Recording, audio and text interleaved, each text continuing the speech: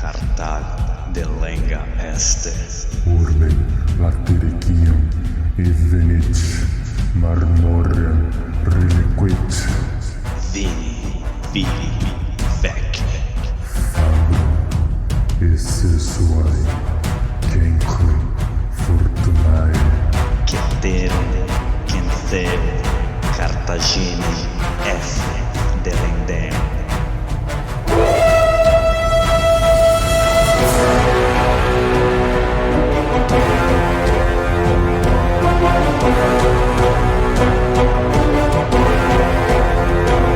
Alô amigos, alô galera, estamos de volta para o 75º episódio do podcast Roma Nua e Crua. Quem vos fala é Bruno Prandi, produtor e apresentador deste humilde podcast. Um salve à nossa tetrarquia!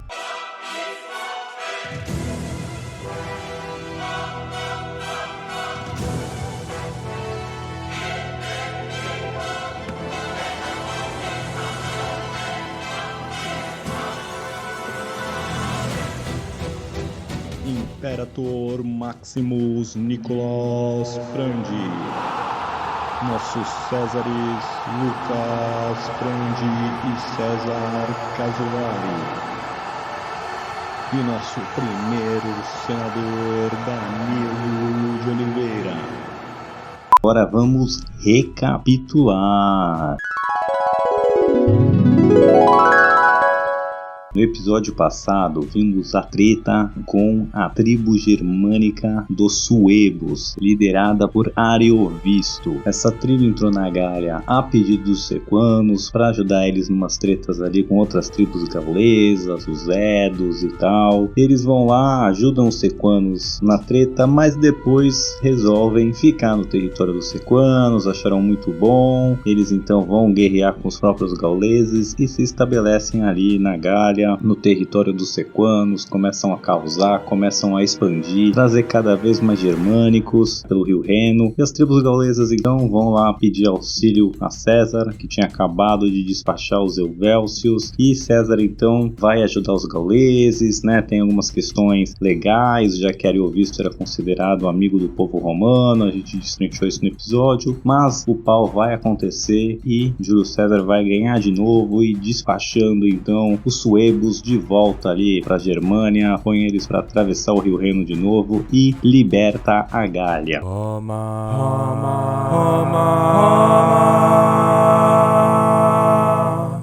Roma, nua e crua. Muito bem, no episódio de hoje a gente ainda vai continuar com o Júlio César na Gália, ainda vamos ter vários episódios aí, é muita coisa que acontece, muita treta.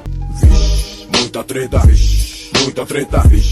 E eu quero aproveitar agora um pouco, né, antes de continuar aí na sequência, pra gente discutir, digerir um pouco mais o que aconteceu na Gália aí nesse primeiro aninho de Júlio César como procônsul. O ano foi 58 a.C., ele bateu os Helvécios e ele bateu os Suebos, e a gente vai entender os impactos um pouco mais disso tudo. Bom, a gente viu que o Júlio César entra no território gaulês, né, propriamente dito, a pedido dos Edos, que era uma tribo aliada romana, porque os Helvécios que tentaram atravessar para o território romano, entraram pelo território dos romanos, começam a causar, os romanos então, né, os gauleses pedem ajuda de Júlio César, ele intervém, bota os Helvécios para correr, os Helvécios então pedem pinico para os romanos, se tornam, né, mais como se fosse uma província ali, um estado cliente de Roma, e depois as outras tribos romanas, dos próprios sequanos, os Edos, também vão pedir ajuda contra o Ariovisto, e o Júlio César, como a gente já viu, tem uma questão legal um pouco mais difícil ali para conseguir o casus belli, um motivo legal para começar uma guerra, mas o Júlio César dá aquela esticada na corda, não muito, afinal aliados romanos estavam sempre pedindo ajuda e o Ariovisto não conversou, né, não foi pro parlê ali, não ceder às demandas do Júlio César, e aí abriu essa brecha aí e acontece a guerra e Júlio César sai e os romanos saem triunfantes. Bom, então até agora o Júlio César está tá agindo dentro da legalidade. Legal! Né, a gente já viu também em episódios passados que Júlio César fazia parte do campo dos populares, que os optimates não gostavam nem um pouco dele, Catão e outras pessoas, quando ele foi cônsul, já estavam tentando arrumar disputas jurídicas aí com Júlio César, processá-lo, tanto que, né, se não fosse o triunvirato, ele já estava preso em embates em tribunais. Porém, aqui ele também recrutou mais 2 legiões, o que ele teria que pedir ajuda para o Senado, mas é uma área cinzenta da lei, porque a necessidade meio que o obriga.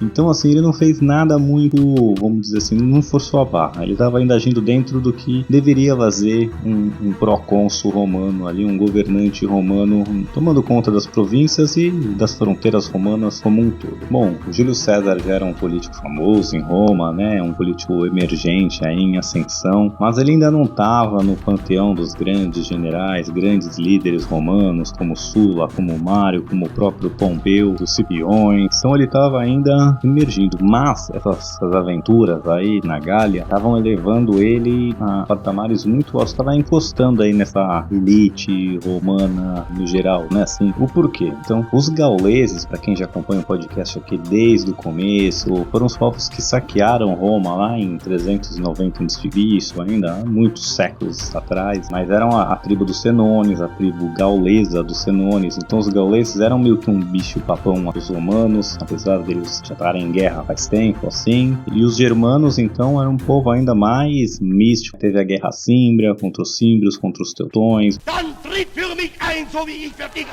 Mas Roma perdeu vários exércitos nessa guerra, teve que reformar seu exército até por causa dessas guerras, mas teve batalha de perder mais de 80 mil homens, mais de 80 mil mortos numa única batalha. Então os romanos eram meio receosos e viam, posso dizer assim, um pouco de medo, não medo, mas receio dessas hordas bárbaras aí. E o Júlio César em um ano consegue, né, dar um pau numa tribo, numa horda gaulesa e numa horda germânica, o que faz ele ficar uma lenda já em Roma, assim, né, já encostar nesses grandes generais. E tinha uma coisa meio que de autoestima também, assim, né, que o Júlio César estava se pondo como exorcizando os demônios de Roma. Sai daqui, seu demônio, morre! Vencendo os gauleses, vencendo os germanos e mostrando que Roma podia sim subjugar esses povos, né, ou ele, Júlio César, podia subjugar esses povos que eram até considerados, né, bárbaros, indomáveis, não civilizados, mas Júlio César está mostrando que não, ele pode colocar esses povos na linha. E mais do que isso, né, nas outras guerras que a gente já viu mais importantes, como a conquista da Grécia, como a conquista de Cartago, eram civilizações contra civilizações. Os romanos conheciam as histórias dos gregos, os deuses gregos, os costumes gregos, as cidades gregas. Então, por mais que era a primeira vez que o exército, quando, né, foi para Atenas ou foi para Cartago, essas cidades já estavam no radar romano, já conheciam. Agora, nesses territórios gálicos,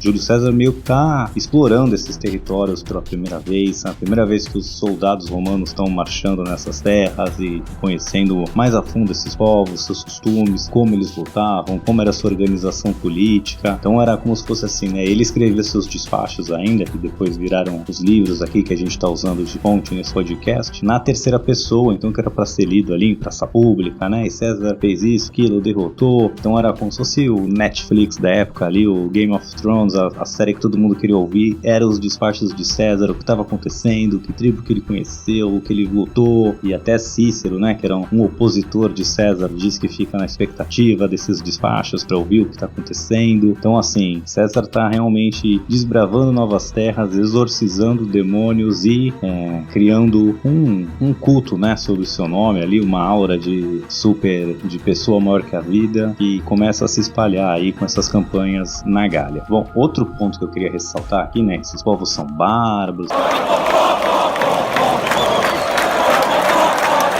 colocado como pouco sofisticados, pouco civilizados, mas isso é um ponto de vista romano, né, e bem preconceituoso. Mas assim, a gente viu que os helvécios conseguiram reunir mais de 350 mil pessoas aí para sair migrando, mudando de território, mas conseguiu juntar 100 mil soldados. Os os suebos também tinham um exército ali de 40, 50 mil pessoas atravessando gente da Germânia para Gália. Então isso requer, né, juntar montar exércitos desse tamanho requer uma organização muito grande, né? Provisões, planejamento, logística, não era uma coisa fácil de fazer. Tanto que, se vê assim, durante a Idade Média, depois que Roma cai, acho que do ano, 400 até o ano 1800, isso estou chutando meio de cabeça, mas assim, a Europa ocidental não vai conseguir reunir forças tão grandes assim até chegar em Napoleão. Então isso mostra também o quanto esse povo, apesar de mais atrasados, eram sim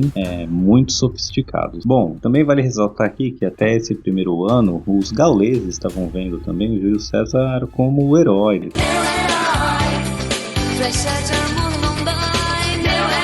Tá intervindo a nosso favor, a gente viu ele expulsando, né, uma horda primeiro aí, Helvétia, e depois essa horda germânica aí que invadiu nossas terras. Então os gauleses estavam, pô, esse Júlio César é 10, cara, olha, te curto pacas, seguindo no Facebook e tal, tudo às mil maravilhas. Mas depois que ele manda os suebos embora e ele não tira seu exército da Gália, como a gente viu no final do episódio passado, o próprio Júlio César vai voltar pra Gália Citerior ou Gália Cisalpina, que ele tinha lá que resolver questões administrativas, judiciais, mas ele vai deixar suas legiões lá, suas 6 legiões, hibernando ali, passando o inverno em território gaulês, no território sequano, vai montar fortes, vai acampar ali as suas tropas, vai exigir, manda provisões e suprimentos para ele, e aí isso começa a mudar a percepção dos gauleses de que o César estava intervindo na Gália para o César estar querendo conquistar a Gália. E aqui também, né, é uma parte que eu tô passando meio por cima, mas também que é bem importante, quero aproveitar para comentar agora, é o quanto também a política, né, de Júlio César é grandiosa, assim,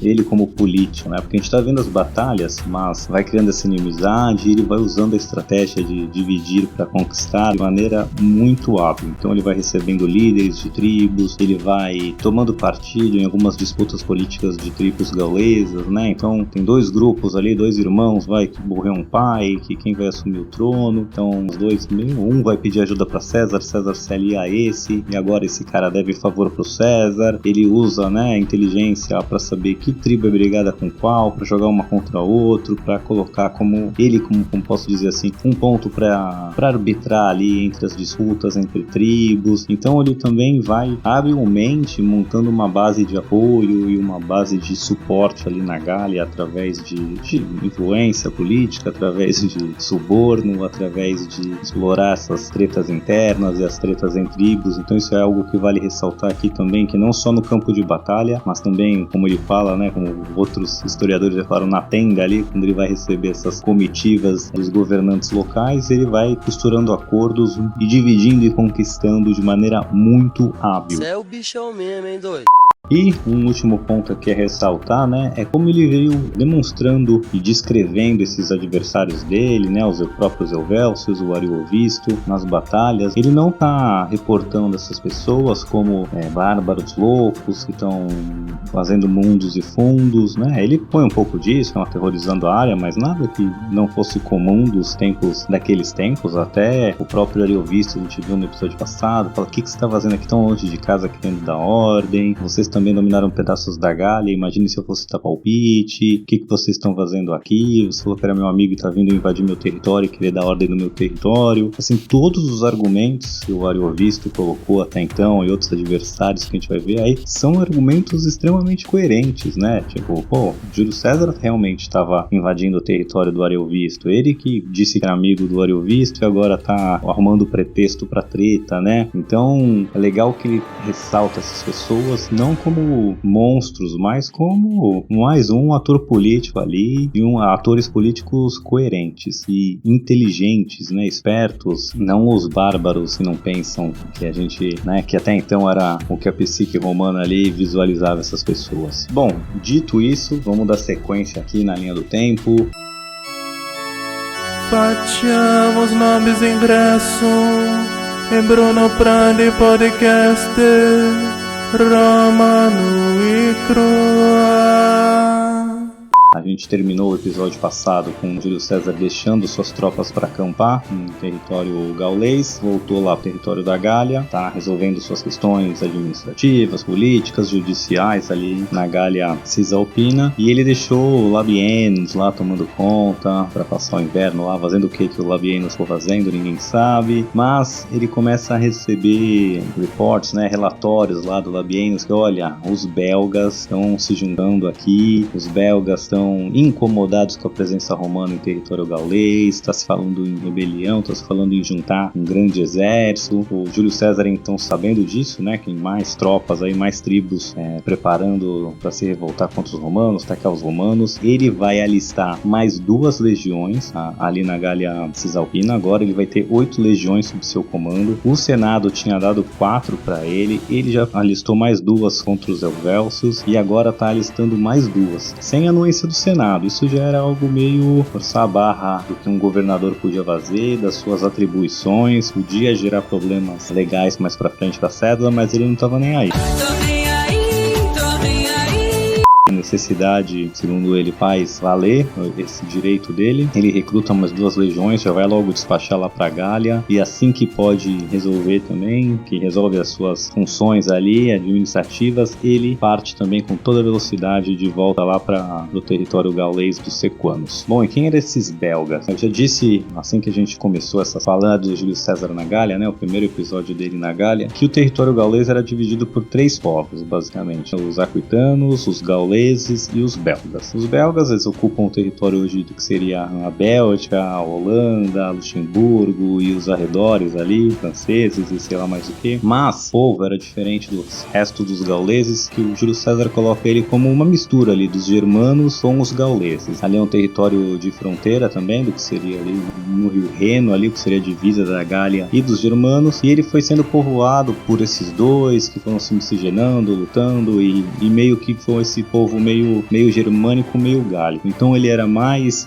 sofisticado do que os germanos normais, que eram mais bárbaros e selvagens do que, né, os gauleses, mas eles também eram mais fortes e ferozes e bárbaros do que os gauleses ali mais perto dos romanos. Então eles eram esse meio do caminho aí, étnico, entre essas 2 etnias, digamos assim, e também eles compunham mais ou menos ali 1/3 do que seria o território gaulês como um todo, né? Então eram bem numerosos. Esse povo belga, né, também era dividido em dezenas e dezenas de tribos. A gente vai abordando mais algumas tribos, assim como os gauleses também eram divididos em tribos, e os aquitanos também, mas esse era o povo belga. Bom, então assim que Júlio César vai correndo ali pelo território onde estavam encontrar suas tropas, ele então vai se reunir com as tropas, juntar suas outras tropas, os labienos, e eles estavam no território, como eu disse, dos sequanos, e logo ao norte do território dos sequanos começava o território dos belgas. E a primeira tribo ali belga que fazia a fronteira com os sequanos era uma tribo dos remos. Então o César aqui que faz, reúne suas tropas e sem esperar, né, nada, e agora sem nenhum tipo de casus belli, nenhum motivo legal para entrar em guerra, ele vai invadir o território dos remos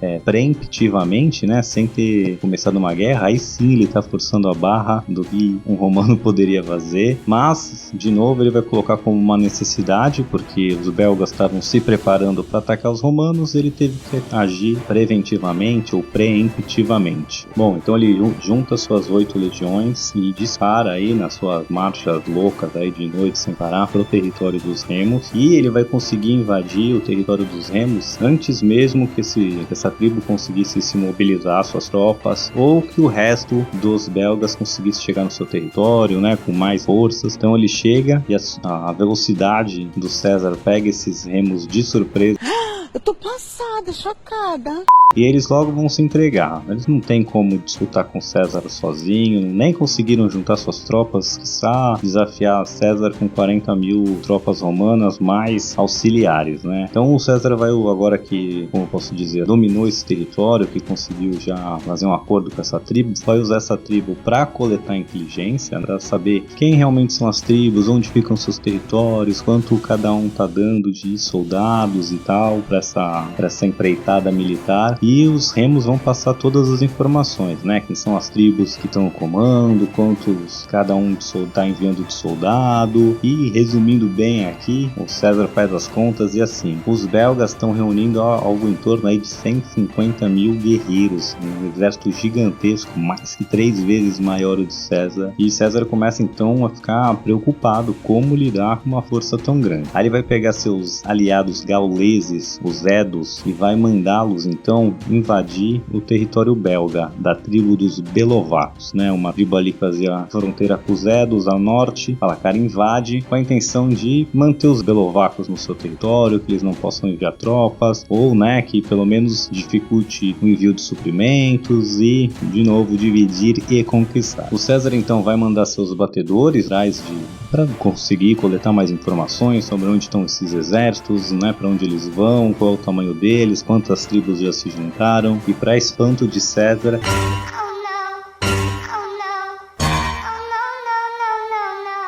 ele vai descobrir que essas tribos todas já se uniram, já conseguiram se juntar e formar um exército só aí gigantesco, e que eles estão vindo em direção, né, ao território dos remos, estão vindo interceptar César. Bom, César então vai pedir que os remos enviem todo o seu senado, ele chama de senado, mas não é todo o seu corpo aí, de toda a sua nobreza para ficar junto com César, para também não traírem ele, nada assim, e também essa nobreza geralmente também eram os guerreiros, os generais, os capitães, os cavaleiros, o pessoal mais importante aí do seu exército. Então ele, chamando essas pessoas, ganha mais um reforço militar, mantém a liderança ali do seu lado, né, sob sua supervisão, e também pede para essa nobreza mandar seus filhos como reféns, né, para ficar ali sobre a tutela de César. Bom, os Edos foram lá invadir o território dos Belovacos, e o César agora, com essa notícia, começa a tomar as preparações. Ele vai então marchar para um terreno propício para a defesa, afinal esse exército belga era gigantesco. Ele vai se estabelecer ali perto de um delta, de um rio ali, onde o rio se divide. Ele vai pegar uma posição ali numa colina, que tem na frente um pântano, depois tem o rio, né? Então é uma posição defensiva maravilhosa. Ele ainda vai construir um forte, vai construir uma fortaleza ali, né? Basicamente um muro com fosso, com torres de arqueiro, de balistas, e ele vai ter que tomar conta de uma ponte também, que é a ponte que liga ali onde ele tá com a cidade de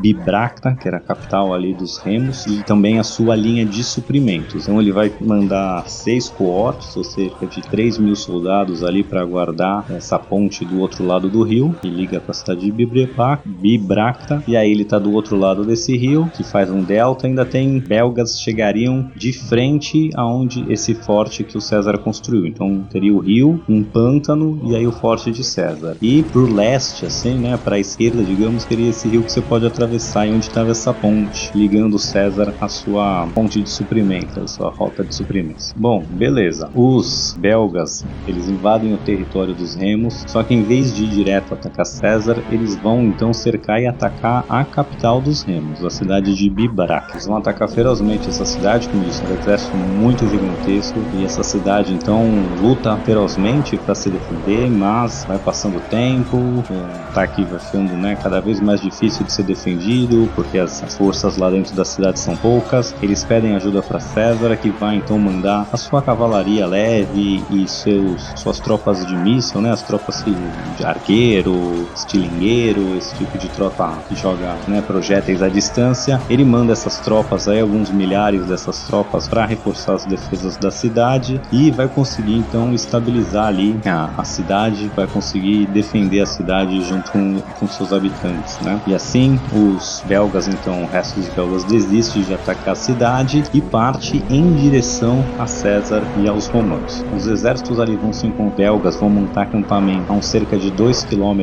ali, de 1,5 km, 2 km de onde estavam os romanos, né, na outra margem do rio, e eles vão amassando ali, juntando suas tropas para tentar atacar César, que estava numa posição muito boa defensivamente, Então eles meio que atravessam ali, ficam frente a frente os exércitos, mas entre eles ainda há um pântano, né? O César tira 6 das suas legiões do seu acampamento, as põe em formação de combate ali na frente desse muro, desse fosso que ele criou, e deixa 2 legiões as mais novas recrutadas ali tomando conta do acampamento em reserva, né? Para, como posso dizer, para auxiliar quando se ficar ruim em algum pedaço, ter tropas de reserva. Bom, ele monta suas 6 legiões ali na frente em formação de combate, fica esperando os belgas tomarem a iniciativa. Os belgas veem que eles estão numa posição muito ruim, né? E começa a ter só umas escaramuças entre as cavalarias ali para um testar a força um do outro, né? Ver a disposição, o moral, como é que tá para a luta. E nessas escaramuças assim, até os romanos levam uma melhor, não foi nada muito forte, mas os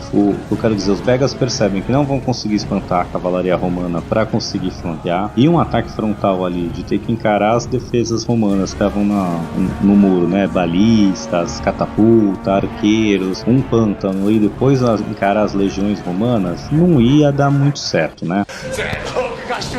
Então os belgas decidem que vão atacar essas tropas que estão tomando conta ali da ponte dos romanos. Eles têm que atravessar o rio ali do outro lado, né? Em vez de atravessar de frente ou atravessar de lado, ali onde bifurca. E eles vão tentar isso. Então eles deixam ali um contingente para ficar frente a frente com César ali, deixar os romanos presos, e mandam uma boa parte ali atravessar o rio, usar umas barcas, umas balsas ali improvisadas e atacar esse contingente romano de só 3.000 soldados, que estavam em inferioridade numérica e também não tinham as construções romanas ali para ajudá-los a defendê-los, só o rio. Bom, eles vão então, os belgas, tentar tomar essa ponte romana, que cortaria a ponte de suprimentos romanos, ali a linha de suprimentos, e colocaria os romanos numa posição muito difícil em questão de abastecimento. Então eles vão fazer um ataque feroz ali.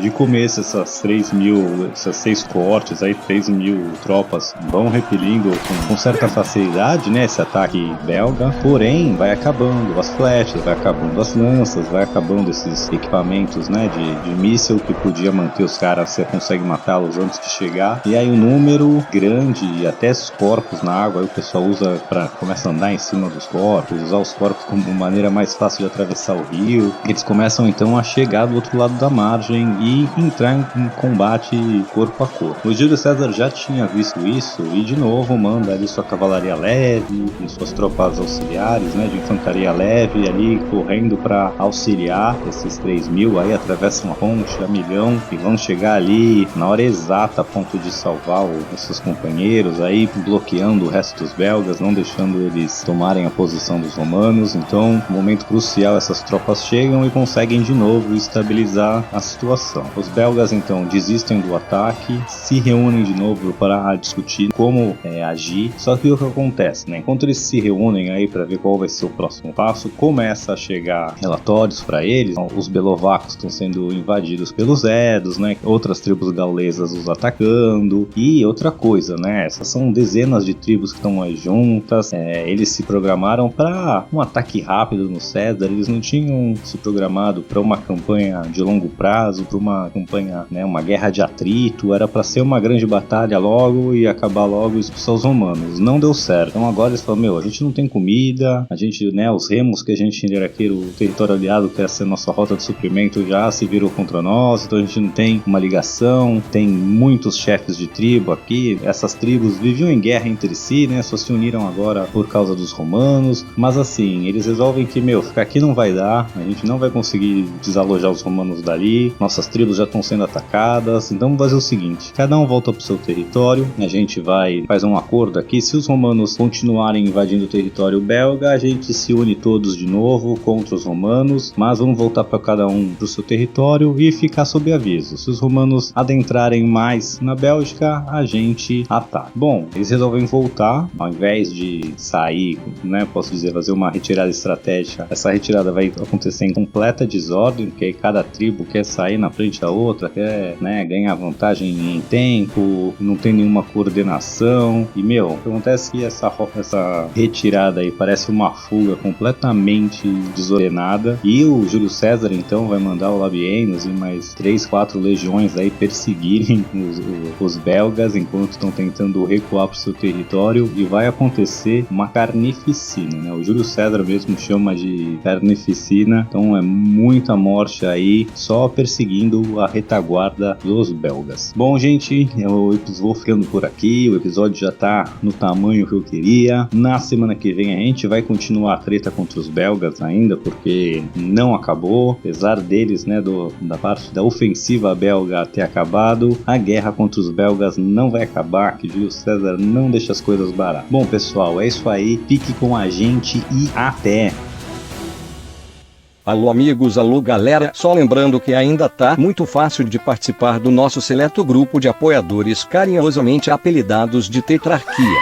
Você que gostaria de contribuir com este humilde podcast, por favor entre no link que está na descrição para visitar a nossa página do Padrim. Lá contém todas as informações necessárias e você poderá deixar seu nome registrado para sempre na história da educação brasileira. Vem!